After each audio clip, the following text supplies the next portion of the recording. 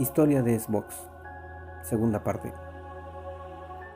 En el capítulo anterior vimos la historia del primer Xbox, cómo se creó, cuál fue su estructura, de qué manera fue diseñado y cuáles fueron sus juegos más significativos. Capítulo 2. Xbox 360, primera parte. Trasladémonos al año 2005. Microsoft anunciaba la salida de la consola más revolucionaria que había construido. Pero Microsoft no se quería quedar atrás. El tío Gates estaba gastando millones de dólares en la fabricación de su consola. Quería una consola única y revolucionaria que pudiera competir en el mercado. Así que en aquellos años, Microsoft se unificó con IBM, una compañía con la que ya había trabajado antes y había formado una fortuna, y la compañía ATI, desarrolladores de tarjetas gráficas, para crear una gran consola, muy superior a las demás. IBM trabajó en un CPU basado en el IBM PowerPC, con 3 núcleos a 3.2 GHz cada uno, 512 MB de memoria RAM. En las primeras unidades no había disco duro. En posteriores unidades incluyeron un disco duro extraíble de 20 GB, controladores inalámbricos con conectividad Wi-Fi, puertos USB tanto frontales como traseros. No incluían tarjeta de red.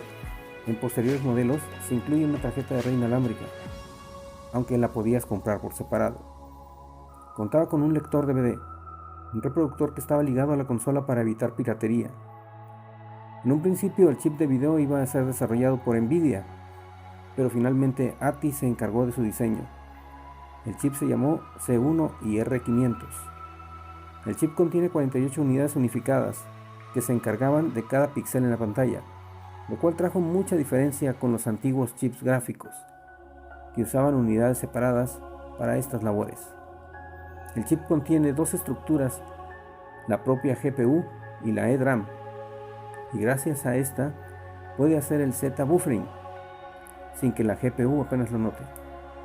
Además, la GPU se encarga de labores que normalmente están repartidas en el chipset de la placa base. La memoria y el procesador fueron algo revolucionario para su época. Posee 512 MB de memoria RAM GDDR3 a 700 MHz, con una tasa de transferencia efectiva de 1.4 GHz. Esto era increíble para aquella época. La memoria es compatible con la GPU y la GPU a través de la unidad de memoria compartida. El ancho de banda es abrumador en comparación con sus competidores. Y es que la EDRAM de la GPU funcionaba a 256 GB por segundo y se encargaba del Z-buffering, lo cual ahorraba mucha carga al GPU.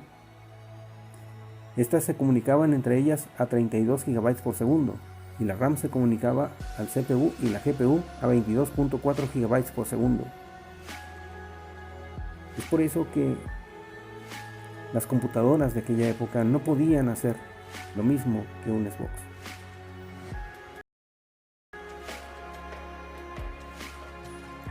Los controles fueron más revolucionarios, ya que se marcaron un antes y un después en la historia de los mismos. En sus primeras versiones salieron controles alámbricos, como en todas las consolas. Recuerden que en aquella época Sony tenía su PlayStation 2 y Nintendo tenía su GameCube, pero todo era con controles alámbricos. Sin embargo, la Xbox 360 ya estaba preparada para soportar controles inalámbricos, que aún así se vendían por separado. Contaba con dos ranuras externas de memoria que se usaban como memory cards, como las que usaba el PlayStation, pero no fueron muy novedosas, ya que se reemplazaron rápidamente por el disco duro de almacenamiento. Las primeras consolas tenían un reproductor DVD de 12X fabricado por Samsung o por Toshiba LG, pero a partir de noviembre de 2006 se introdujo un nuevo modelo hecho por BenQ, el cual era más rápido. Los juegos están en DVD de doble capa, y es la desarrolladora del juego la que incluye los códigos regionales para su protección de zona. Más tarde Microsoft sacó al mercado un reproductor HD DVD conectado a la consola por USB. El reproductor HD DVD no permitía la ejecución de videojuegos. La versión premium de la consola trae consigo un disco duro de 60 GB conectado por SATA, que es una de las más revolucionarias cosas que hizo Xbox: utilizar los conectores SATA. En la versión Elite aumenta este tamaño a 120 GB. Esta consola trabaja con al menos 256 canales de audio y 320 canales independientes de compresión de sonido a 32 bits, con soporte de sonido a 48 kHz de 16 bits.